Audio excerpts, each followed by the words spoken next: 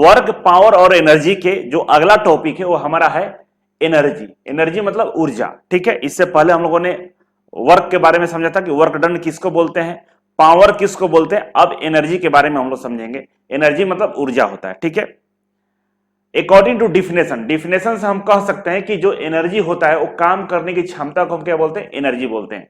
Capacity of do work, ठीक है ना, डूइंग वर्क, काम करने की क्षमता को क्या बोलते हैं हम लोग, एनर्जी बोलते हैं, ठीक है ना। ये पावर इंटू टाइम के बराबर होता है। ये क्या होता है, पावर इंटू टाइम के बराबर होता है। इसका जो यूनिट होता है, एनर्जी का जो यूनिट होता है वो वर्क एनर्जी के, वर्क वाला यूनिट के बराबर होता है। मतलब जो वर्क का यूनिट होता है वही यूनिट किसका होता है, एनर्जी का होता है, मतलब इकाई, ठीक है ना। एनर्जी को भी हम लोग वाट में निकालते हैं, वर्क डन को भी हम लोग वाट में निकालते हैं, ठीक है ना। तो यूनिट ऑफ एनर्जी की हम बात करें, सेम है किसका, वर्क डन का जो यूनिट होता है, ठीक है। अब फॉर्म ऑफ एनर्जी की बात करें तो हमारे धरती पे, पृथ्वी पे अनेकों प्रकार के एनर्जी है, ऊर्जा है, अनेकों प्रकार के ऊर्जा पाई जाती हैं। कुछ का एग्जांपल यहां पर हम दे रहे हैं, जैसे मैकेनिकल एनर्जी, जो मशीनों द्वारा ऊर्जा प्राप्त होती है उसको हम लोग क्या बोलते हैं, मैकेनिकल एनर्जी बोलते हैं। इलेक्ट्रिकल एनर्जी, विद्युत द्वारा जो ऊर्जा हम प्राप्त करते हैं, जैसे मोटर हो गया, लाइट हो गया, बल्ब हो गया, ठीक है ना। तमाम जो विद्युत से चलने वाले उपकरण है जिससे हमको एनर्जी मिलती है उसको हम इलेक्ट्रिकल एनर्जी बोलते हैं। एटॉमिक एनर्जी, एटम के द्वारा जो एनर्जी मिलता है, जैसे न्यूक्लियर पावर प्लांट हो गए, ठीक है ना, न्यूक्लियर बम हो गया, वो सब क्या होता है, एटॉमिक एनर्जी होता है। हीट एनर्जी, गर्मी से जो हमें एनर्जी मिलता है, जैसे सूरज के जो गर्मी है उससे जो एनर्जी मिलता है उसको हम लोग हीट एनर्जी बोलते हैं।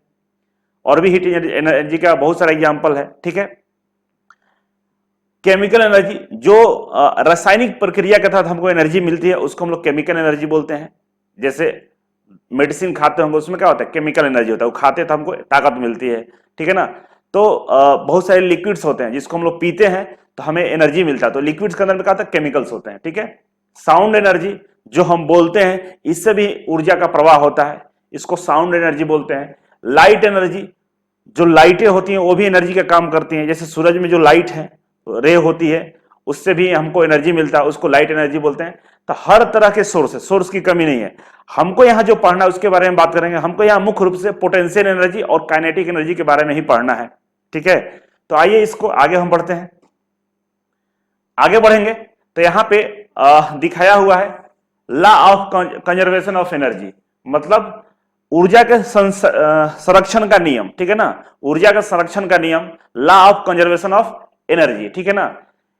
तो ये होता क्या है, ये क्या है, तो बस सिंपल सा चीज है कि ऊर्जा को कभी डिस्ट्रॉय नहीं किया जा सकता, ऊर्जा कभी खत्म नहीं होती है, उसका फॉर्म ट्रांसफर हो जाता है, एक फॉर्म से दूसरे फॉर्म में ट्रांसफर हो जाता है, ठीक है ना। ऊर्जा कभी नष्ट नहीं होती है, क्या होती है, उसका फॉर्म ट्रांसफर हो जाता है, ठीक है ना। जैसे सूरज के पास क्या है, हीट एनर्जी है, और लाइट जैसे सूरज से बाहर निकलता है तो लाइट के फॉर्म में, लाइट एनर्जी के फॉर्म में हीट को ट्रांसफर कर देता है, ठीक है। उसी तरह कोई गाड़ी चल रहा है तो गाड़ी के पास क्या है, मैकेनिकल एनर्जी, वो चलता है तो काइनेटिक एनर्जी के रूप में अपना एनर्जी को लॉस कर देता है। यही तमाम चीजें, मतलब एनर्जी का फॉर्म चेंज होता है, एनर्जी कभी खत्म नहीं होता है। यही लिखा हुआ है कि the energy can neither be created not be destroyed, ना एनर्जी पैदा होती है ना वो खत्म होती है। जो एनर्जी है वही है, उसको खत्म नहीं कर सकते, वो ट्रांसफर हो जाता है एक दूसरे में, ठीक है।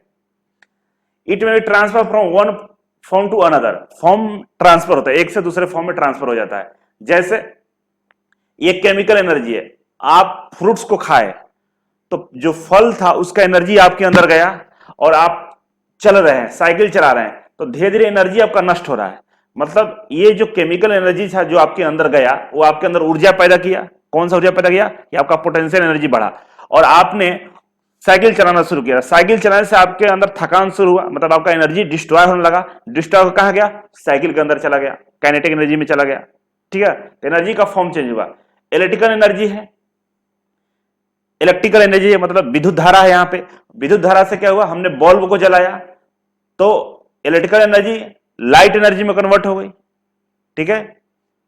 उसी तरह से केमिकल एनर्जी है, बैटरी है, बैटरी अगर हम टॉर्च में लगाएंगे तो टॉर्च से क्या होगा, लाइट जलेगा, तो केमिकल एनर्जी हमारा लाइट एनर्जी में कन्वर्ट हो रही है। तो सारा फॉर्म कन्वर्ट होता है, कभी भी एनर्जी का डिस्ट्रॉय नहीं होता है, ठीक है ना, एनर्जी कभी खत्म नहीं होती है। बोल रहा है कि अगर हम किसी सिस्टम को, मान लीजिए ये सिस्टम है, इसके अंदर में कोई भी एनर्जी है, एनर्जी को हम खत्म नहीं कर सकते इसके अंदर से। अगर पूरी पूरी तरह से इसको हम आइसोलेटेड कर दें, इसमें हवा पानी कुछ भी नहीं जाने दे, और इसके अंदर में मान लीजिए कोई एनर्जी है, काइनेटिक एनर्जी है, मान लीजिए कोई वस्तु चल घूम रही है ऐसे, तो हमेशा ये घूमता रहेगा, एनर्जी कभी खत्म नहीं हो सकता है। यही बताया गया है। मतलब इस law of conservation of energy बस इतना ही बोलता है कि एनर्जी कभी खत्म नहीं होता है, एनर्जी की फॉर्म को चेंज करते, एक फॉर्म से दूसरे फॉर्म में ये ट्रांसफर हो जाता है। ओवरऑल यही लिखा हुआ है, ठीक है। अब आगे बढ़ेंगे। देखिए हर टॉपिक पे हम क्वेश्चंस कराने का प्रयास करें, ठीक है ना। और मूल रूप से इसमें काइनेटिक एनर्जी और पोटेंशियल एनर्जी के बारे में पढ़ना है, डिटेल्स में नहीं जाना है, जो हमें जरूरत है उसको हम लोग कर रहे हैं, ठीक है ना। पूरा निम्मी के क्वेश्चन आपको यहां पर करा रहे हैं, और यही सेम क्वेश्चन आपको एग्जाम में देखने को मिलेगा। आइए समझते हैं पोटेंशियल एनर्जी। आइए समझते हैं हम लोग कौन सा एनर्जी, पोटेंशियल एनर्जी, ठीक है ना। पोटेंशियल एनर्जी क्या होता है भाई, पोटेंशियल एनर्जी क्या होता है? पोटेंशियल एनर्जी वो एनर्जी है जो स्टोर किया रहता है, वो एनर्जी है जो आपके अंदर या कहीं पे स्टोर करके रखें, उसको हम लोग पोटेंशियल एनर्जी बोलते हैं। इसके अलग अलग फॉर्म हो सकते हैं, जैसे हम लोग पानी को इस टंकी में स्टोर करके रखें, कहां रखेंगे? छत के ऊपर रखें, तो इसके पास, पानी के पास क्या अभी पोटेंशियल एनर्जी है, ये पाइप के थ्रू जो आपके नल से बाहर निकलता है वो काइनेटिक एनर्जी के फॉर्म में बाहर निकलता है, लेकिन यहां पे स्टोर किस फॉर्म में है? पोटेंशियल एनर्जी के फॉर्म में स्टोर है। ये बच्ची है जो गेंद को रखी है अपने पास, ठीक है ना, और ये यहां से ग्राउंड से इंच ऊंचाई पे है, ठीक है ना, इंच ऊंचाई पे ये रखी है। हाइट के कारण इस गेंद के पास क्या हो गया? पोटेंशियल एनर्जी आ गई है। जब इसको छोड़ेगी तो ये नीचे गिरेगा, किससे? काइनेटिक एनर्जी से नीचे गिरना शुरू होगा। तो पोटेंशियल एनर्जी का क्या हुआ? ट्रांसफॉर्मेशन हो गया किसमें? काइनेटिक एनर्जी में। यहां भी क्या हो रहा है? यहां भी क्या हो रहा है? एनर्जी का ट्रांसफॉर्मेशन हो रहा है, एनर्जी डिस्ट्रॉय नहीं हो रहा, खत्म नहीं हो रहा है, क्या ट्रांसफर हो जा रहा है, पोटेंशियल एनर्जी काइनेटिक एनर्जी में ट्रांसफर हो गया। पानी पाइप के थ्रू जब नीचे नल से बाहर निकल रहा है तो काइनेटिक एनर्जी के फॉर्म में बाहर निकल रहा है। काइनेटिक मतलब चलता हुआ एनर्जी। ये गेंद के पास क्या था? ग्राउंड से ऊपर पहुंचा, इसके पास पोटेंशियल एनर्जी था, ये बच्ची ने गेंद को नीचे फेंका, एनर्जी काइनेटिक एनर्जी के फॉर्म में नीचे जाना शुरू हुआ, ठीक है। तो इस तरह से हम बोल सकते हैं कि पोटेंशियल एनर्जी वो एनर्जी है जो स्टोर रहता है, जो स्थिर रहता है, उसको हम यूजफुल काम में उपयोग में ला सकते हैं जरूरत पड़ने पर, ठीक है। और इस हमारे यहाँ जो पोटेंशियल एनर्जी की चर्चा की जाती है, मतलब यहाँ पे जो पोटेंशियल एनर्जी की चर्चा की जाती है, वो मेनली रूप से जो पोटेंशियल एनर्जी होता है हम लोग हाइट पे डिपेंड करते हैं, एम जी और एच। एम क्या है भाई? मास है। जी क्या है? ग्रेविटी है due to acceleration due to gravity है। और एच क्या है? हाइट है। यहां भी देखेंगे तो आपका ये जो छत है, ये जो पाइप लगा हुआ है, और आपका जो घर है उससे कितना ऊंचाई पर रखा हुआ है उतनी इसके पास पोटेंशियल एनर्जी होगा। मतलब एम तो मान लीजिए 10 केजी है और जी 9.81 होता ही है मान लीजिए। अब पोटेंशियल एनर्जी किस पर डिपेंड करेगा? एच पे। जितना हाइट बढ़ाएंगे, मतलब एच अगर 50 है तो पोटेंशियल एनर्जी कुछ और आएगा। अगर इसको 100 कर दें, हाइट को 100 बढ़ा दें, तो और इसके पास एनर्जी आ जाएगा। इस कंडीशन में यहां भी देखेंगे कि मान लीजिए इस बच्ची का गेंद किससे? ग्राउंड से एच ऊंचाई पे, ठीक है। तो अभी हम जो पोटेंशियल एनर्जी निकालेंगे, P equal to M G H. गेंद का वजन कितना है? मान लीजिए 2 केजी है, ठीक है। तो 2 केजी गेंद का वजन है, जी ग्रेविटी है, 9.81 होता है ग्रेविटी, और एच मान लीजिए कि 5 मीटर है, तो 5 लिखेंगे। अब 5 है तो इन तीनों को मल्टीप्लाई करेंगे तो कुछ यूनिट आ जाएगा, लेकिन मान के चलेंगे इसको हम बढ़ा के इस बच्ची को यहां पर रख देते हैं, गेंद को यहां रखते हैं, और ऊंचाई बढ़ गया हमारा 10 हो गया। तो अगर एच बढ़ाए तो यहां पर 10 से मल्टीप्लाई करेंगे तो हमारा रिजल्ट दोगुना आएगा। मतलब जितना एच को बढ़ाएंगे ऊपर की तरफ, एनर्जी पोटेंशियल एनर्जी में उतना ही ज्यादा बढ़ोतरी होगा, ठीक है। इस तरह से पोटेंशियल एनर्जी एच पर भी डिपेंड करता है। आगे देखेंगे हम लोग। यहां पर देखिए पोटेंशियल एनर्जी का फॉर्मूला लिखा हुआ है कि पीई मतलब potential energy equal to M G H. M क्या है भाई? यहां पे mass of the object in KG, KG में, किलोग्राम में इसका मास होता है, केजी में, ठीक है। जी क्या है? Acceleration due to gravity, metre per second square. ये जी क्या है? एक्सेलरेशन ड्यू टू ग्रेविटी, और हम लोग को पता है कि 9.81 मीटर पर सेकेंड स्क्वायर होता है ग्रेविटी। कहीं कहीं हम लोग 10 मीटर पर सेकेंड स्क्वायर इसको लिखते हैं ना। और एच क्या है? हाइट है। H is the height of the object with respect to the reference of point. Ground से कितने ऊंचाई पर रखा हुआ है उस एच को बोलते हैं, और इसको हम लोग मीटर में लिखते हैं, और ग्रेविटी को मीटर पर सेकंड स्क्वायर में लिखते हैं। तो ये केजी हो गया, मीटर पर सेकंड स्क्वायर हो गया, और ये मीटर हो गया। ठीक है, इस तरह से पोटेंशियल एनर्जी हम लोग निकालते हैं। ठीक है, तो आइए हम देखते हैं आगे, क्वेश्चन करते हैं। ठीक है ना, क्वेश्चन करके देखते हैं तो और समझ में आएगा आपको। ठीक है, पहला क्वेश्चन देखिए, इसमें 8वां नंबर है और पोटेंशियल एनर्जी का पहला क्वेश्चन है। बोल रहा है कि कोई एक बॉल है, गेंद है, जो इंक्लाइन प्लेन पर रखा हुआ है, direction on the incline plane. ठीक है ना, एक इंक्लाइन प्लेन पर रखा हुआ है, मान लीजिए कि इस तरह से इंक्लाइन प्लेन होगा। ठीक है, एक ग्राउंड पर रखा हुआ है और यहां पे एक बॉल रखा हुआ है, बॉल मतलब गेंद। ठीक है, ये बॉल में जो बॉल है, गेंद है, ये गेंद का जो वजन है 0.1 केजी है, 0.8 केजी है। ठीक है ना, और बोल रहा है कि इसकी जो हाइट है, ये जो इंक्लाइन प्लेन है, इसका जो हाइट है एच इक्वल टू दिया हुआ है 0.2 मीटर, 0.2 मीटर। बोल रहा है कि टोटल पोटेंशियल एनर्जी ज्ञात कीजिए। कितना? टोटल पोटेंशियल एनर्जी ज्ञात कीजिए। तो टोटल पोटेंशियल एनर्जी कहता है P equal to M G और एच। ठीक है ना, यहाँ G इक्वल टू क्या होता है हमारा 9.81 मीटर पर सेकेंड स्क्वायर, लेकिन गुना करने के लिए इजीली हो जाए तो हम 10 मीटर पर सेकेंड स्क्वायर ले लेते हैं। ठीक है, एम यहां पर कितना हो गया हमारा 0.8 केजी, जी कितना हो गया 10 मीटर पर सेकेंड स्क्वायर, और एच कितना है 0.2 मीटर। गुना कीजिए तीनों में, तो गुना कीजिएगा तो क्या हो जाएगा हमारा 8 दूनी 16, ये गुना कीजिए तो 1.6 KG metre per second square into metre आ जाएगा। ठीक है, मतलब यहाँ पे यूनिट देख लीजिएगा, ये केजी, ये केजी हो गया, मीटर, ये मीटर हो गया, सेकेंड स्क्वायर हो गया। ये जो टर्म होता है ना, ये होता है हमारा 1.6, ये जो टर्म होगा ये वाला KG metre per second square, ये न्यूटन होता है, और ये मीटर बचा है तो ये मीटर हो गया, तो न्यूटन मीटर हो गया 1.6 न्यूटन मीटर। और इसको हम लोग लिख सकते हैं न्यूटन मीटर को 1.6 जूल लिख सकते हैं ना। ठीक है, ये यूनिट आपको बहुत बार बताए हैं। ठीक है ना, पीछे लेक्चर को देखिएगा तो समझ में आएगा। तो ये क्वेश्चन बन गया। नेक्स्ट क्वेश्चन चलते हैं। सब इसी तरह क्वेश्चन दिखाई देंगे आपको। ठीक है, आइए अब इस क्वेश्चन को देखिए। बुरा कि कोई वैगन है लोडेड विथ आयरन ब्लॉक्स। ठीक है ना, मान लीजिए कोई वैगन मतलब कोई कंटेनर है, इसमें आयरन का ब्लॉक लोड किया हुआ है। ठीक है ना, आयरन का ब्लॉक लोड किया हुआ, push up an incline plane to its highest point, और इसको एक इंक्लाइन प्लेन से पुश करके इसके हाईएस्ट पॉइंट तक पहुंचा दिया जाता है। इसको पुश करके यहां तक पहुंचा दिया जाता है। ठीक है ना, मान लीजिए यहां आ गया। ठीक है, the total mass of wagon ये 50 केजी, इसका जो मास है ना एम कितना है 50 केजी है। ठीक है, and the height of the topmost point from ground is 5 metre. ये जो इंक्लाइन प्लेन है ऊपर से नीचे तक इसका हाइट कितना है 5 मीटर है। What is the total potential energy of the wagon at the top. ठीक है, तो यहां भी सेम फॉर्मूला वही लगाएंगे। क्या फॉर्मूला होता है भाई मेरा, पोटेंशियल एनर्जी इक्वल टू क्या होता है PE equal to M G और एच होता है। तो लगा दीजिए, एम कितना है 50 केजी,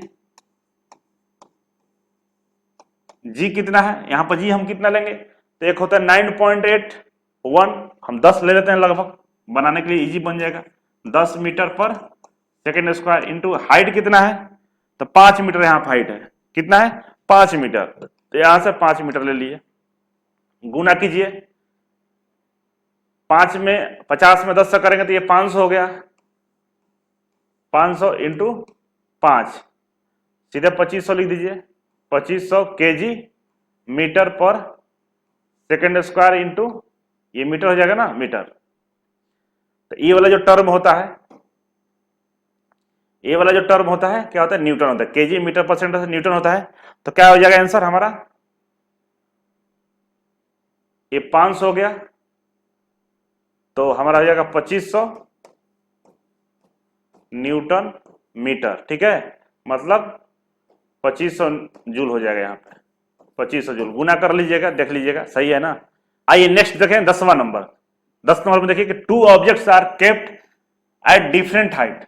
2 ऑब्जेक्ट है कोई, ठीक है ना, एक को 1 मान लेते हैं और दूसरे को 2 मान लेते हैं। दोनों बोल रहा है कि एक अलग अलग ऊंचाई पर रखा हुआ है, अलग अलग ऊंचाई पर रखा हुआ है।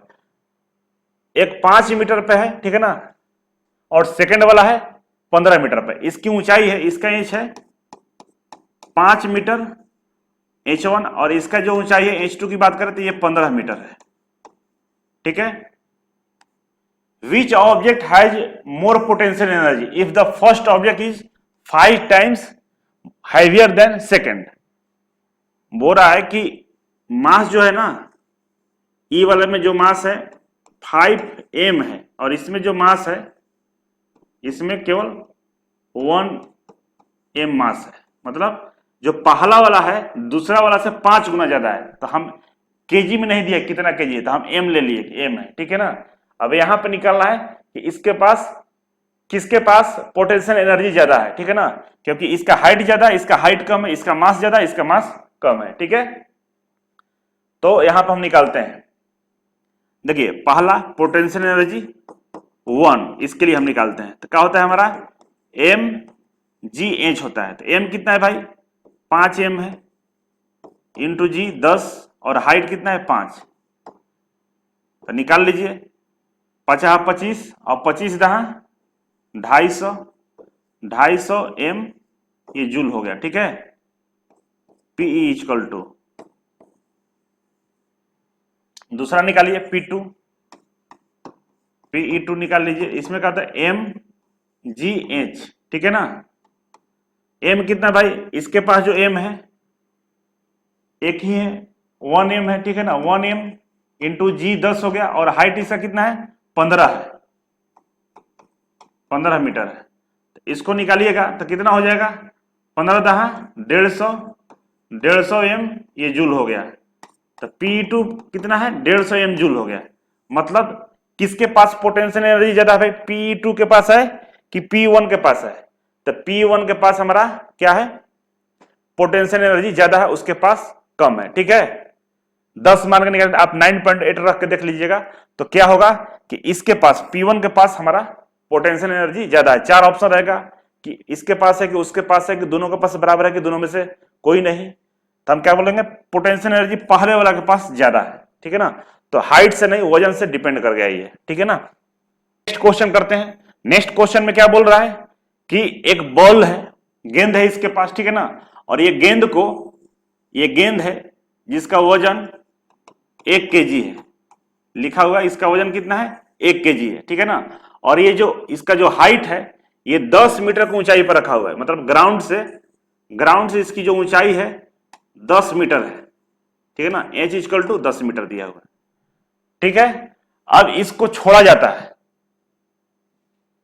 है ऊपर से नीचे की तरफ, ठीक है ना। तो छोड़ने पे बोल रहा है कि जो पोटेंशियल एनर्जी होगा वो जो काइनेटिक एनर्जी में कन्वर्ट होगा वो कितना होगा। अगर हम फ्रिक्शन को हटा दें, ऊपर से नीचे गिरेगा तो बीच में हवा का ड्रैग फोर्स भी लगेगा। अगर हम हवा के ड्रैग फोर्स की बात हटा दें तो पोटेंशियल एनर्जी हमारे काइनेटिक एनर्जी के बराबर होगा। बीच में कोई रुकावट ना हो तो क्या होगा पोटेंशियल एनर्जी काइनेटिक एनर्जी के बराबर हो जाएगा। और ऊपर से जब हम बॉल छोड़ रहे हैं तो बीच में हवा का थोड़ा सा दबाव हो रहा है, लेकिन हवा को हम यहाँ पे निगलेक्ट कर देते हैं, लिखा हुआ नहीं है तो हम इसको निगलेक्ट करके निकालते हैं। तो हमारा पोटेंशियल एनर्जी काइनेटिक एनर्जी के बराबर आएगा, ठीक है। तो चलिए यहाँ पे हम फॉर्मूला लिखते हैं। पोटेंशियल एनर्जी क्या होता है mgh। m कितना है बाबू, यहाँ पे मास 1 kg है, ठीक है। ग्रेविटी 9.1 लिख लीजिए या 10 लिख लीजिए, 9.81 इंटू हाइट कितना है 10 मीटर हाइट है, ठीक है। तो 10 मीटर यहाँ पर हाइट लिख लिए गुना कीजिएगा तो आपके पास गुना करके देखिए 98 आएगा, ठीक है ना। गुना कीजिएगा, एक है 9.81 में 10 से गुना कीजिए तो 98.1 ये जूल के बराबर आ जाएगा, ठीक है। तो पोटेंशियल एनर्जी कितना आ गया 98.1 जूल। और आपको मालूम है कि पोटेंशियल एनर्जी काइनेटिक एनर्जी के बराबर हो जाता है। कब होता है जब बीच में फ्रिक्शन फोर्स नहीं हो, तो यहां पर हम मान के चलेंगे फ्रिक्शन फोर्स नहीं है, इसीलिए आंसर होगा 98.1 जूल हमारा आंसर हो जाएगा। ठीक है, तो इस तरह से आपको सारे क्वेश्चन का प्रैक्टिस करना। ये पोटेंशियल एनर्जी पे इतना सारा क्वेश्चन था। अब हम लोग चल लेते हैं काइनेटिक एनर्जी के पास। ठीक है, अब हम लोग पढ़ें काइनेटिक एनर्जी। तो काइनेटिक एनर्जी किसको बोलेंगे? जितने भी चीज मोशन में है ना, सारे के पास काइनेटिक एनर्जी होता है। काइनेटिक एनर्जी का यही मतलब होता है कि वो काइनेटिक है, मतलब वो हमेशा चलता रहता है। और जो चलने के क्रम में जो एनर्जी होती है ना, उसके पास चलाने की जो एनर्जी होती है उसको हम काइनेटिक एनर्जी बोलते हैं। Energy transfer to an object due to its motion, motion के कारण उसके अंदर जो एनर्जी का ट्रांसफॉर्मेशन होता है उसको हम लोग काइनेटिक एनर्जी बोलते हैं। ठीक है ना, the kinetic energy of an object is the measure of the work it can do by virtue of its motion. Motion के कारण मतलब गति के कारण उसके अंदर में जो ऊर्जा उत्पन्न हो रही है उसको हम लोग क्या बोलते हैं? काइनेटिक एनर्जी बोलते हैं। ठीक है ना, तो दुनिया में जिससे आप चल रहे हैं तो आपके पास क्या है? काइनेटिक एनर्जी है। ये उल्का पिंड नीचे आ रहा है तेजी से धरती की तरफ, इसके पास क्या काइनेटिक एनर्जी है। आप बॉल को थ्रो कर रहे हैं तो बॉल के पास क्या होगा? काइनेटिक एनर्जी आ गया। एरोप्लेन फ्लाई कर रहा है, उड़ रहा है, इसके पास क्या काइनेटिक एनर्जी है। आप गिर रहे हैं कहीं से तो आपके अंदर में काइनेटिक एनर्जी आ गया। ठीक है, खड़े हैं, बिछल गए, फिसल गए, तो फिसले जैसे फिसले आपके पास क्या होगा? काइनेटिक एनर्जी आ गया। पहले तो क्या पोटेंशियल था, पोटेंशियल एनर्जी आपके पास था, आप चल रहे थे फिसल गए तो आप काइनेटिक में कन्वर्ट हो गए। चल भी रहे हैं तो वो भी काइनेटिक एनर्जी का ही फॉर्म है। ठीक है, तो काइनेटिक एनर्जी समझ गए क्या होता है। ठीक है, आइए आगे बढ़ते हैं। काइनेटिक एनर्जी को देखिए, ऐसे तो इसको प्रूफ करने के लिए बहुत सारे तरीके हो सकते हैं, हम प्रूफ नहीं करेंगे क्योंकि यहाँ पे काम ही नहीं है और ना किताब में आपका प्रूफ किया गया है। तो काइनेटिक एनर्जी क्या होता है? हाफ एम बी स्क्वायर होता है। काइनेटिक एनर्जी क्या होता है? Half M B square. Potential energy क्या होता है? एम जी एच होता है। ठीक है ना, और काइनेटिक एनर्जी क्या होता है? हाफ एम भी स्क्वायर होता है। ठीक है ना, दोनों चीज को ध्यान रखेंगे आप लोग। यहाँ पे हाफ एम बी स्क्वायर में एम क्या है? हमारा मास ऑफ द ऑब्जेक्ट है, और भी क्या है? वेलोसिटी है। ठीक है, बोल रहा है कि if friction is neglected potential energy is equal to kinetic energy. अभी एक क्वेश्चन कराए थे पीछे कि पोटेंशियल एनर्जी जो होता है वो काइनेटिक एनर्जी के बराबर हो जाएगा। कब होगा? जब बीच में इसका फ्रिक्शन फोर्स को हटा दे, कोई फ्रिक्शन फोर्स नहीं हो, कोई घर्षण बल नहीं हो, उसको अगर हम हटा देते हैं तो काइनेटिक एनर्जी पोटेंशियल एनर्जी के बराबर हो जाता है। ठीक है, और काइनेटिक एनर्जी के यहाँ पे एग्जांपल दिया गया, rolling of vehicles, rotating flywheel, flowing water, falling weight, ये सब है। मतलब गाड़ी को घुमाना, चक्का, पैदल चलना, फ्लोटिंग पानी को ऊपर से नीचे गिरना, ये सब क्या है? काइनेटिक एनर्जी का फॉर्म है। ठीक है, बस इतना ही था काइनेटिक एनर्जी में। अब यहाँ पे हम लोग क्वेश्चन करते हैं। देखिए क्वेश्चन को समझिएगा, निम्मी का क्वेश्चन है। ठीक है ना, बोल रहा है कि कोई एक आदमी ये हथौड़े से इस पे वार कर रहा है, मतलब ये वर्कपीस है। ठीक है ना, इसके ऊपर क्या किया जा रहा है? इसको ठोका जा रहा है ऊपर से, मतलब इस पे हैमरिंग की जा रही है, ऊपर से हैमर से हैमरिंग की जा रही है। जो हैमरिंग की जा रही है इसके ऊपर, इसकी जो ऊंचाई है एच है, एच की हम बात करें तो 1.4 मीटर है।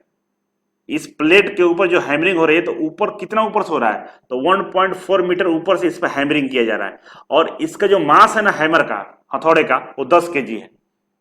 तो पूछ रहा है कि आप इसके काइनेटिक एनर्जी बताइए कि इसके पास काइनेटिक एनर्जी कितना है। ठीक है ना, इसके पास काइनेटिक एनर्जी कितना है ये बताना है हमें। तो आइए काइनेटिक एनर्जी को हम यहां पे देखते हैं। तो आपको मालूम होना चाहिए कि काइनेटिक एनर्जी क्या होता है? हाफ एम भी स्क्वायर होता है, यही होता है ना। एम तो दिया हुआ है, मास दिया हुआ है हमारा, एम दिया हुआ है 10 केजी, लेकिन भी स्क्वायर नहीं दिया हुआ, भी नहीं दिया हुआ है, तो भी निकालेंगे ना। तो आपको याद होगा वेलोसिटी एंड मोशन में यू स्क्वायर माइनस भी स्क्वायर इक्वल टू 2GS होता था ना। तो यू स्क्वायर जब इनिशियली यहाँ पे यू क्या इनिशियल वेलोसिटी से कितना रहेगा? 0 रहेगा। जब यहाँ पे 0 होगा, अब यहाँ से चलना शुरू हो जाएगा तो फाइनल वेलोसिटी हमको निकालना ही है, इसी को तो निकालना है। तो यू हमारा क्या हुआ? यहाँ 0 हो गया, 0 minus B square equal to 2G कितना हो सकता है? 9.81। क्या ये ग्रेविटी है, ठीक है ना, एक्सेलरेशन ड्यू टू ग्रेविटी है। 9.81 इंटू एस मतलब डिस्टेंस, ऊंचाई। ऊंचाई कितना है? 1.4 है। तो यहां से हम वेलोसिटी निगेटिव, यहां पे कोई मतलब नहीं है, माइनस साइन को हटा लेते हैं। ठीक है, क्योंकि वेलोसिटी है, वेलोसिटी हमेशा पॉजिटिव ही जाती है, निगेटिव भी होती है, लेकिन हम आगे की तरफ मान के चल रहे हैं, ठीक है ना। तो वी स्क्वायर इक्वल टू हो जाएगा, यहाँ पे गुना कर लीजिएगा, तो गुना करने के बाद आपके पास आएगा 27.468, 27.4468, ठीक है ना। ये वी स्क्वायर आ गया हमारे पास, ठीक है ना। वी स्क्वायर मेरे पास आ गया। अब इसको निकालिएगा, इसको और सिंप्लीफाई कीजिएगा तो ये रूट अंडर हो जाएगा। वी इक्वल टू क्या हो जाएगा, रूट अंडर 27.468। तो वी इक्वल टू यहां पे निकालिएगा वर्गमूल, तो हमारे पास आएगा 5.24 मीटर पर सेकेंड, ठीक है ना। तो वी हमारा निकल गया। अब वी जब हमारा निकल गया तो हम पोटेंशियल एनर्जी निकाल सकते हैं, सॉरी काइनेटिक एनर्जी निकाल सकते हैं, ये वाला निकाल सकते हैं ना। तो ये निकाल लेते हैं, तो रख लीजिए यहां पर 1/2, मास कितना है भाई, 10 kg है, 10 kg है। और यहां पे वी स्क्वायर कितना है हमारा, वी स्क्वायर ही रखना है ना यहां पे, 27.468, 27.468 मीटर स्क्वायर पर सेकेंड स्क्वायर, क्योंकि स्क्वायर है, ठीक है ना। अब गुना करके निकालिएगा तो आप यहाँ पे काइनेटिक एनर्जी आ जाएगा 137.4 क्या जूल में लिखे कि वाट में लिखे, न्यूटन मीटर मतलब जूल, ठीक है ना, जूल आ गया। ये काइनेटिक आ गया, निकल जाएगा ना। वी स्क्वायर यहां से हम निकाल लिए हैं, तो जब वी स्क्वायर हमको मालूम चल गया तो फॉर्मूला में डाल देंगे, half M V square, M मालूम है और वी स्क्वायर यहां से निकाले, डाल देंगे, निकल जाएगा। अब पोटेंशियल एनर्जी निकालिए, इसके पास जब ऊंचाई पे है तो इसका पोटेंशियल एनर्जी कितना है भाई, पोटेंशियल एनर्जी कितना है इसके पास, तो पी निकालना हो तो पी इक्वल टू होता है एम जी एच। एम कितना है 10 है, जी कितना है 9.81 हो गया, और एच कितना है 1.4 है। मल्टीप्लाई करेंगे तीनों को, तो मल्टीप्लाई करेंगे तो हमारे पास आएगा 137 पॉइंट, सेम वही आ रहा है 4 जूल होगा। मतलब यहां पर देख सकते हैं कि पोटेंशियल एनर्जी भी उतना ही आया जितना काइनेटिक एनर्जी आया, जितना पोटेंशियल एनर्जी आया उतना ही काइनेटिक एनर्जी आया। क्यों आया, क्योंकि हमारे बीच में हमने फ्रिक्शन फोर्स को हटा दिया था, ठीक है ना। तो दोनों कंडीशन में क्या होता है, काइनेटिक एनर्जी जब पोटेंशियल एनर्जी काइनेटिक एनर्जी में चेंज हो रही है तो दोनों का सेम वैल्यू है। तो हम कह सकते हैं ना कि एनर्जी कभी खत्म नहीं होता, उसका ट्रांसफॉर्मेशन हो जाता है, फर्स्ट फॉर्म से दूसरे फॉर्म में ट्रांसफर हो रहा है। बीच में लॉसेस होता है, लॉसेस किससे होता है, ड्रैग फोर्स से होता है, मतलब फ्रिक्शन फोर्स होता है, वो भी एनर्जी का फॉर्म है, फ्रिक्शन फोर्स ही एनर्जी का फॉर्म है, थोड़ा सा एनर्जी उसके फॉर्म में कन्वर्ट हो जाती है। लेकिन यहां पे हम मान के चल रहे थे कि हवा का कोई प्रेशर नहीं है, हवा वहां पे है ही नहीं, ठीक है ना, तब जाकर हमारा दोनों इक्वल हो गया, ठीक है। तो इस तरह से ये कंजर्वेशन ऑफ एनर्जी के बारे में यहाँ पे चर्चा किया गया, ठीक है। ये नेवी में दिया हुआ है सोल्यूशन करने के लिए। नेक्स्ट आइए 13 नंबर क्वेश्चन को हम देखते हैं। यहाँ पे 13 नंबर क्वेश्चन को हम लोग यहाँ पे देखेंगे। क्या बोला कि कोई पुल्ली है, ठीक है ना, एक पुल्ली है, सॉरी 13 नंबर क्वेश्चन को हम लोग देख रहे हैं यहाँ पे, ठीक है। बोल रहा है कि कोई पुल्ली है, ठीक है ना, यूज्ड टू लिफ्ट ए मास, एक पुल्ली है, ठीक है, एक मास को लिफ्ट करने के लिए उपयोग में किया जाता है। ये मास को ऊपर की तरफ खींच रही है पुल्ली के थ्रू, ठीक है ना। और जो इस पे जो फोर्स लग रहा है एफ इक्वल टू कितना दिया हुआ है 900 न्यूटन, 900 न्यूटन का फोर्स लग रहा है ऊपर की तरफ, इसको ऊपर खींच रहा है ना। और कितना हाइट तक खींच रहा है, यहां से यहां तक की जो हाइट है वो बोल रहा है कि 10 मीटर हाइट है। कितना है हाइट, कितना है 10 मीटर। और जो खींचने का टाइमिंग है, ये खींचने में टाइम जो लग रहा है ना वो 2 मिनट लग रहा है। 2 मिनट का मतलब 1 मिनट में 60 सेकंड, तो 2 मिनट में 120 सेकंड, ऐसा यूनिट में कन्वर्ट कर लिए, 120 सेकंड टाइम ले रहा है ऊपर खींचने में। मतलब ये पुली के द्वारा घुमा के रस्सी से हम इस जो ये ब्लॉक है इसको ऊपर की तरफ खींच रहे हैं, तो फोर्स कितना लगा रहा है 900 न्यूटन। इसका जो हाइट है 10 मीटर हाइट है, एच इक्वल टू, और टाइम लग रहा है हमारा 120 सेकंड। तो कह रहा है कि find the work done, work done निकालिए बाय द फोर्स, फोर्स के द्वारा, इस फोर्स के द्वारा कितना काम किया जा रहा है। और दूसरा बोला है कि पावर भी ज्ञात करो। तो वर्क डन आपको मालूम है ना, force into distance into cos theta, ये होता है ना वर्क डन। तो यहां पर निकालो फोर्स कितना है भाई 900 न्यूटन। डिस्टेंस कितना है 10 मीटर। और देखिए कि इस तरफ जा रहा है, ठीक है ना, जो जिधर दूरी है उधर ही फोर्स लग रहा है, मतलब डिस्टेंस ऑफ फोर्स के बीच में थीटा कितना है, डिस्टेंस ऑफ फोर्स के बीच में थीटा जो है 0 डिग्री है, ठीक है ना। तो cos 0 यहां कर देंगे, cos 0 डिग्री, तो हो जाएगा हमारा 900 में 10 से गुना करेंगे तो कितना 9000 न्यूटन मीटर, और cos 0 1 होता है, ठीक है ना। तो हमारा आ गया यहाँ पे वर्क डन कितना हो गया 900 जूल, ठीक है ना। वर्क डन कितना हो गया 900 जूल हो गया, यही आंसर हो गया। अब पावर पूछ रहा है, तो पावर क्या होता है बाबू, पावर क्या होता है वर्क डन अपन टाइम, यही होता है ना। तो वर्क डन कितना हो गया 900 जूल है, अपन टाइम कितना लगा है 120 सेकेंड। कटाएंगे तो कितना आ जाएगा हमारा, काटकूट कर लीजिएगा तो 75 वाट आ जाएगा, ठीक ना, 75 वाट आ जाएगा, क्योंकि पावर को हम लोग वाट में लिखते हैं। यही पुल्ली है। अब इधर हम बता रहे थे, ध्यान नहीं दिए, ये खींच रहा है, ठीक है ना, ये मास है, इसको पुल्ली से खींच रहा है। तो ऊंचाई कितना है, ये एस है, ये ऊंचाई 10 मीटर है, और फोर्स इस पर कितना लग रहा है, यहाँ जो फोर्स लग रहा है वो 100 न्यूटन था, ठीक है। यही निकलना था, निकल गया। भारी है नहीं, आसान है। इसी तरह से आसानी से इसको बनाते चलना है। नेक्स्ट देखिए, बोला determine the horsepower, determine the horsepower, बोला कि हॉर्स पावर निकालिए, ठीक है ना, हॉर्स पावर एचपी निकालिए। एचपी इक्वल टू क्या होगा, required to drive a lift in rising a load of 2000 kgf, load वो फोर्स है, क्या है फोर्स है। एफ इक्वल टू दिया है 2000 kgf, ठीक है ना, kgf मूवी नहीं, at speed of 2 metre per second, velocity दिया हमारा 2 metre per second. If the efficiency is 70%, जो मैकेनिकल एफिशिएंसी है इसका वो कितना है 70% है। तो कह रहा है कि एचपी निकालिए, हॉर्स पावर निकालने के लिए बोल रहा है। इसको निकालने के लिए समझिए पहले चीजों को, 1 एचपी होता है, 1 एचपी इक्वल टू होता है 746 वाट, ठीक है ना, 746 वाट होता है, ये पावर है। अगर हम पावर को निकाल लेंगे और उसको 746 से भाग कर देंगे तो हमारा एचपी निकल जाएगा। मतलब इस डेटा से हम लोग पावर निकालते हैं, पावर निकलेगा तो हमारा क्या हो जाएगा एचपी निकल जाएगा। तो पावर क्या होता है बाबू, पावर इक्वल टू होता है, क्या होता है power equal to work upon time, यही होता है ना, वर्क अपन टाइम होता है। तो वर्क क्या होता है, वर्क को हम लोग तोड़े तो फोर्स इंटू डिस्टेंस होता है, cos थीटा, तो cos थीटा यहाँ 0 है, ठीक है ना, फोर्स इंटू डिस्टेंस अपन टाइम, यही होता है ना।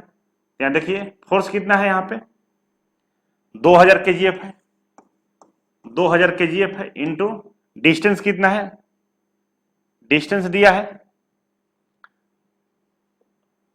डिस्टेंस यहां पे कितना दिया है भाई 2 मीटर है ना, 2 मीटर पर सेकंड, 1 सेकंड में हम निकाल रहे हैं, ठीक है ना, 2 मीटर पर सेकंड। तो हम 1 सेकंड में कितना दूरी तय कर रहे हैं, तो 2 मीटर, तो 2 मीटर यहां लिख लेंगे, ठीक है। और टाइम हम 1 सेकंड रखते हैं, क्यों, मीटर पर सेकंड क्यों 2 मीटर रखे, क्योंकि 1 सेकंड में हम निकाल रहे हैं, ठीक है। तो निकाल लीजिए यहां से 2 दूनी 4, तो यहां पर पावर हमारा कितना आ जाएगा 4000, ये 4000 में क्या हुआ वाट हो गया। ये तो 4000 वाट आया, ये आउटपुट है, ये पावर आउटपुट हमको कितना मिला 4000 वाट मिला। कोई भी मशीन है ना, मशीन का एफिशिएंसी कितना है हमारा 70% है, तो ये 4000 वाट हमको पावर मिला। तो 4000 वाट हमको जो पावर मिला, तो ये कौन सा पावर, ब्रेक हॉर्स पावर है जो आपको हमें मिला है, लेकिन मशीन इससे ज्यादा पावर प्रोड्यूस कर रही होगी, और हमको जो मिला है वो 70% है, जो हमको मिला है वो मशीन का 70% मिला है हमको, तो 30% लॉस हुआ है। तो पावर जो इंडिकेटेड हॉर्स पावर होगा वो ज्यादा होगा, ठीक है। तो अगर हम निकालें यहां पावर इनपुट, तो पावर इनपुट निकालने के लिए क्या करेंगे, एफिशिएंसी क्या होता है आउटपुट अपन इनपुट इंटू 100, यही होता है ना। तो यहां पे क्या है एफिशिएंसी 0.7, 70% दिया है, आउटपुट कितना दिया है 4000 आया अभी, और इनपुट कितना है यही तो निकालना है, इनपुट मतलब मशीन कितना पावर प्रोड्यूस कर रही है। तो यहां से क्या करेंगे, इनपुट इधर लिख लेंगे, इनपुट इक्वल टू क्या हो जाएगा, तो 4000 अपन 0.70, ठीक है ना। तो ये पॉइंट में है ना, मल्टीप्लाई वगैरह कीजिएगा तो ये नीचे 100 करके ऊपर चला जाएगा, ऊपर चला जाएगा तो इसका जो आंसर आएगा वो 5714 वाट आएगा। ये हमारा क्या हो गया, पावर इनपुट आ गया, ठीक है ना। पावर इनपुट हमारा कितना आ गया 5714, मतलब मशीन के पास जो पावर है 5714 वाट का पावर है। और ये जो पावर इसको हम IHP बोलते हैं, IHP इंडिकेटेड हॉर्स पावर इसके पास है, कितना 5714। हमको मिलता कर कितना है ब्रेक हॉर्स पावर, BHP कितना मिलता है 4000 वाट, ठीक है। अब बोल रहा है कि बताइए कि मशीन का हॉर्स पावर बताइए, मशीन के पास कितना हॉर्स पावर है। तो मशीन के पास जो पावर है ये वाट में है, 5714 वाट है। मशीन के पास पावर कितना है 5000, मशीन के पास पावर कितना है 5714 वाट है, ठीक है ना। और इसको HP में कन्वर्ट करने के लिए अगर हम गुना कर दे 746 से भाग कर दे, 746 से भाग कर दे तो हमारा कट के जो आंसर आएगा वही HP होगा, तो 7.6 HP आएगा आंसर, ठीक है ना। तो मशीन का जो हॉर्स पावर है 7.6 हॉर्स पावर का मशीन है। समझे कैसे निकाले हमको हॉर्स पावर निकालना था मशीन का। तो जो दिया हुआ डेटा कि फोर्स 2000 kgf है, velocity 2 metre per second square से है, एफिशिएंसी 70% दिया है। तो जब हम पावर निकाले वर्क अपॉन टाइम, यहां से वर्क अपॉन टाइम से हम अगर पावर निकाले हैं यहां पे, तो जो हमारे पास पावर आया वो आउटपुट आया कि मशीन हमें कितना पावर दे रही है। लेकिन इस जो पावर दे रही है ना वो मशीन का पावर नहीं है, वो हमें दे रही है वो पावर है, हमको मिला। लेकिन मशीन के पास इससे भी ज्यादा पावर है, वो इनपुट है। तो मशीन कितना पावर प्रोड्यूस कर रही है, तो इसलिए क्या किया हम लोग आउटपुट अपन इनपुट किए। तो इनपुट तो हमको पता चल गया वहां पे, नहीं सॉरी आउटपुट तो हमको पता चल गया कि 4000 है, आउटपुट 4000 लिख दिए। इनपुट कितना है यही तो निकलना है, और एफिशिएंसी दिया हुआ है। तो यहां से मल्टीप्लाई करके हम इनपुट निकाले, तो इनपुट हमारा 5714 वाट आ गया, जो इसको इंडिकेटेड हॉर्स पावर बोलते हैं। अब ये जो हॉर्स पावर है इंडिकेटेड हॉर्स पावर, इसको HP में कन्वर्ट करने के लिए 746 हम लोग भाग करते हैं। क्यों करते हैं, क्योंकि 1 HP इक्वल टू 746 वाट होता है। तो भाग किए तो हमारे पास 7.6 HP आंसर आ गया, ठीक है। तो इस तरह से नेक्स्ट क्वेश्चन अब हम लोग आगे बढ़ेंगे, हो गया। तो चलिए अगला क्वेश्चन 15 नंबर क्वेश्चन देखिए। क्वेश्चन क्या है, बोला कि a mass of 100 gram is allowed to fall from height.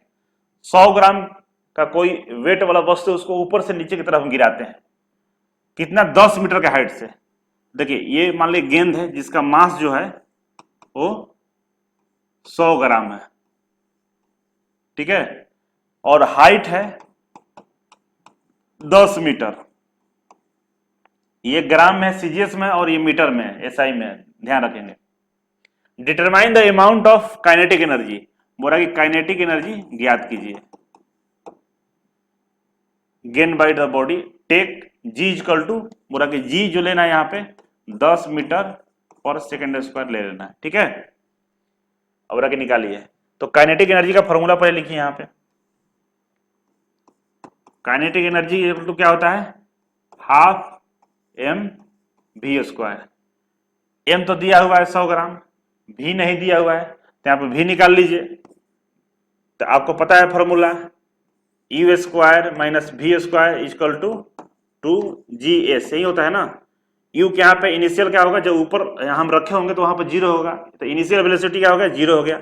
0 minus v² equal to 2, g का वैल्यू 10 और s ऊंचाई कितना है भाई 10 मीटर। तो गुना कर लीजिए 100, और 100 में 2 से गुना करेंगे तो कितना हो जाएगा 100 में 2 से, तो v² इक्वल टू हो जाएगा 200 मीटर पर सेकेंड। यहां मल्टीप्लाई करके थोड़ा सा देख लीजिएगा, तो यहां पर आ जाएगा मीटर पर सेकेंड, ठीक है ना। तो हमारा कितना आ गया 200 मीटर पर सेकेंड आ गया, ठीक है।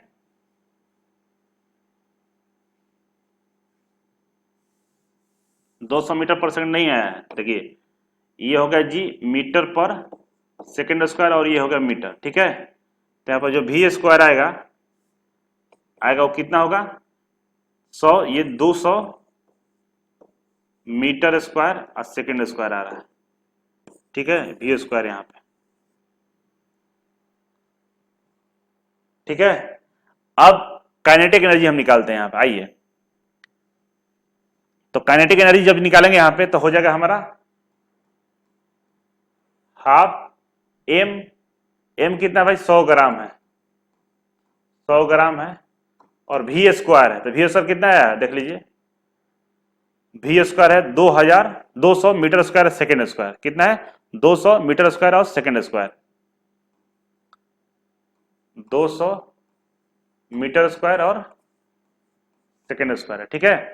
तो कटाइए, 100 बार में कट गया, ठीक है। कितने में कटा 100 बार में, तो गुना कर लीजिए तो आ जाएगा यहाँ पे 100 इंटू 100, 4 को 0 हो जाएगा, gram metre square by second square, समझ में आ रहा है,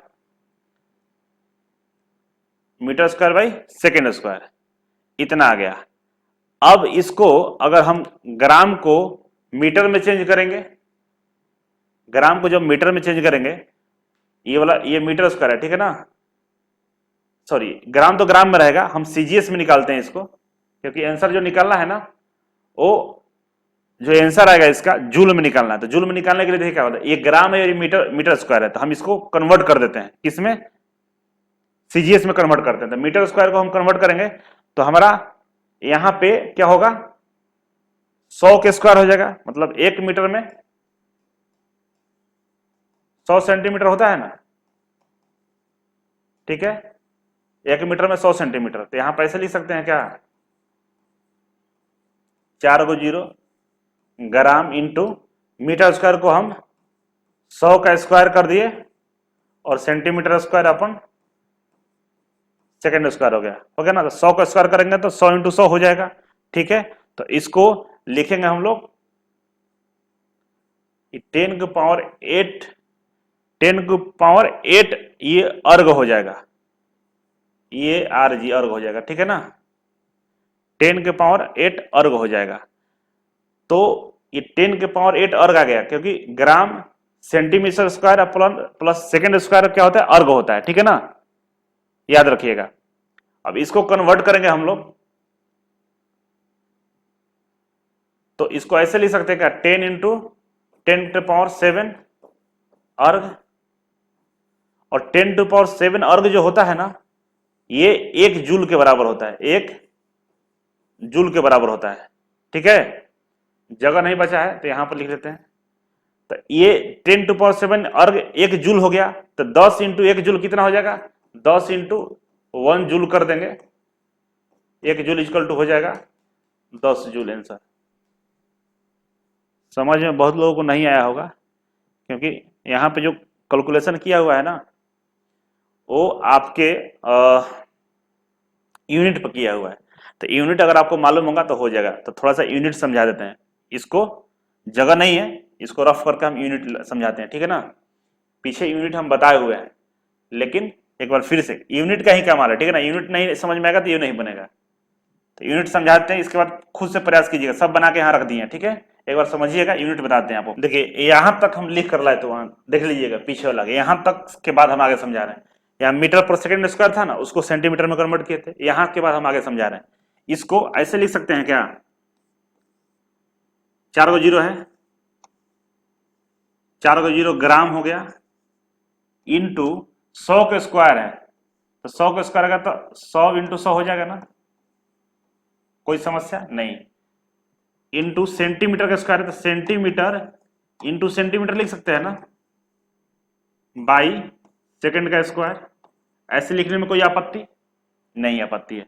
अब आगे बढ़ते हैं, ये 2 2 4 2 6 2 8, मतलब 10 पे 8 को 0 हो सकता है, 10 पे 8 0 ग्राम सेंटीमीटर और ये स्क्वायर, देखिए ये ग्राम हो गया और सेंटीमीटर और स्क्वायर सेकंड स्क्वायर, ये जो होता है ना, ये वाला, ये जो यूनिट होता है इसको डाइन बोलते हैं।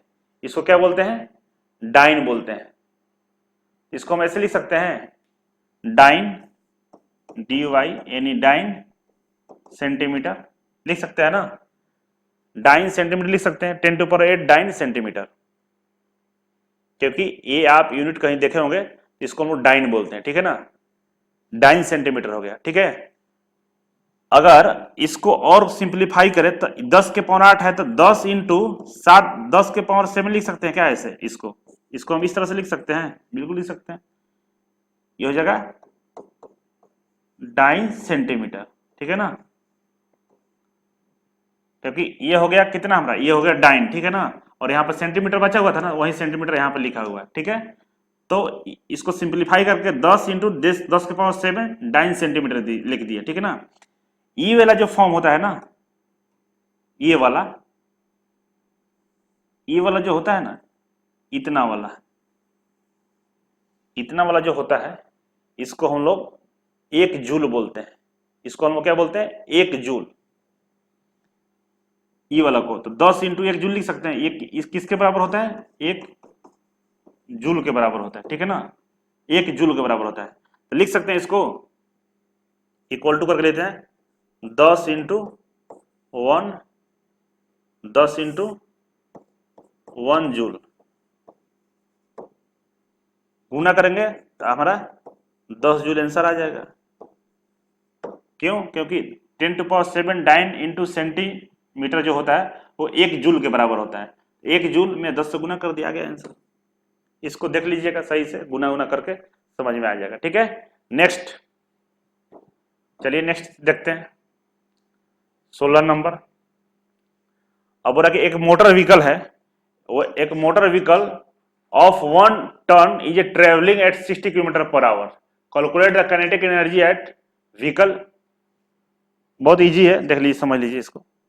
बोल रहा है कोई मोटर व्हीकल है, ठीक है ना, इसके पास इसका जो वेट है, मतलब मास है m, 1 टन है। 1 टन है। 1 टन का मतलब क्या होता है? 1000 kg। यहां मास कितना दिया हुआ? 1000 kg दिया हुआ, ठीक है ना। और इसका जो वेलोसिटी है 60 km/h। तो मीटर पर सेकंड में कन्वर्ट करने के लिए 60 इंटू 5/18 से गुना कर दीजिएगा तो हमारा मीटर पर सेकंड में आ जाता है। इसको कन्वर्ट करेंगे 5/18 से तो ये जो आएगा 50/3 मीटर पर सेकंड, ठीक है ना। ये है इसका वेलोसिटी। अब calculate the kinetic energy of the vehicle at this speed. अब काइनेटिक एनर्जी हमको निकालना है इसका, तो काइनेटिक एनर्जी निकालिए, हाफ mv²। तो हाफ m कितना भाई? 1000 kg है, और v² कितना हो जाएगा? इसका स्क्वायर कर दीजिए, 50 इंटू 50 v² यही ना हुआ, अपन 3 इंटू 3 3 का 9, ठीक है ना। और इसको सिंप्लीफाई कीजिए तो 1000 हो गया इंटू 50 25, तो 2 0 बाई 3 का 9 9 दूनी 18, नीचे 18। तो काइनेटिक एनर्जी यहाँ निकालिएगा मल्टीप्लाई करके, गुना भाग करके, तो जो आपके पास काइनेटिक एनर्जी आएगा वो होगा, आंसर इसका हम देख लेते हैं। काइनेटिक एनर्जी जो आएगा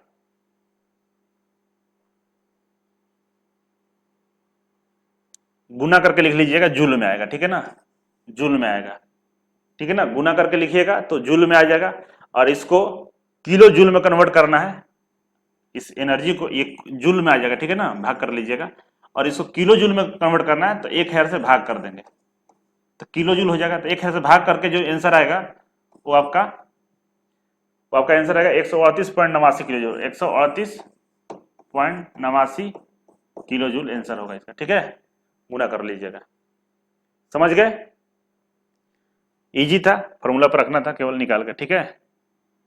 अब आगे बढ़ते हैं।